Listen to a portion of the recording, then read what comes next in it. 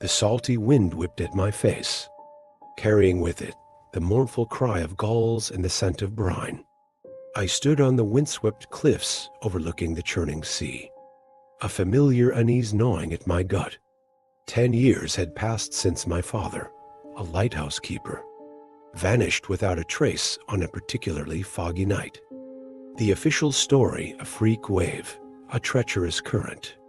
But I never believed it. Dad knew these waters like the back of his hand. There was something more sinister at play, a secret the encroaching fog seemed, determined to keep hidden, driven by a decade of unanswered questions. I'd returned to the lonely lighthouse, a stark sentinel against the stormy sky. It was a place shrouded in memories, both happy and horrifying. Happy, the warmth of the crackling fireplace in the keeper's quarters, the endless stories Dad would spin under the watchful gaze of the lighthouse beam. Horrifying, the nightmarish visions that plagued my childhood. Whispers of a shadowy figure lurking in the fog, a voice that echoed in the hollow halls, calling out in a language I didn't understand. The fog rolled in thick and sudden, swallowing the coastline in an eerie gray blanket.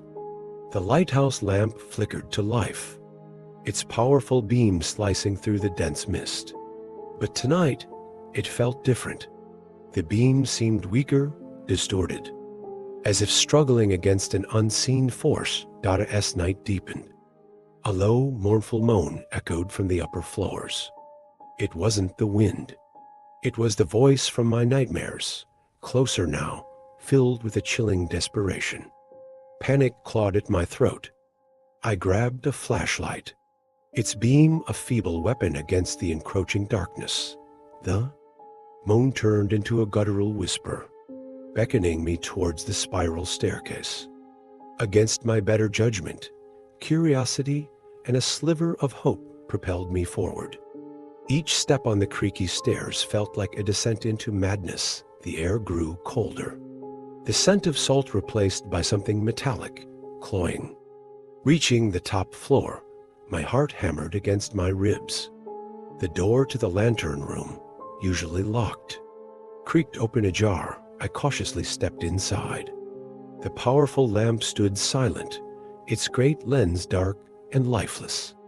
In the center of the room, a figure huddled on the floor, bathed in the faint moonlight filtering through the fog. My father, or what was left of him.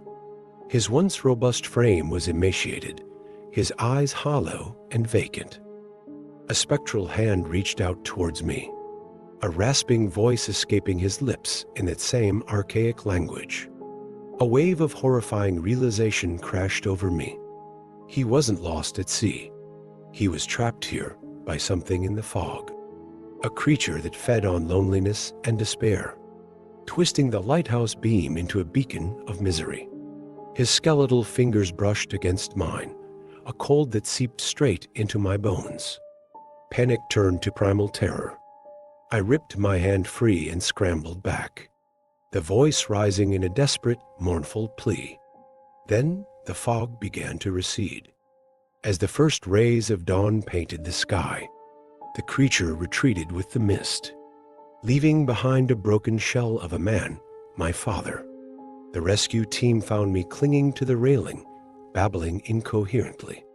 My story, a concoction of grief and terror, landed me in a psychiatric facility.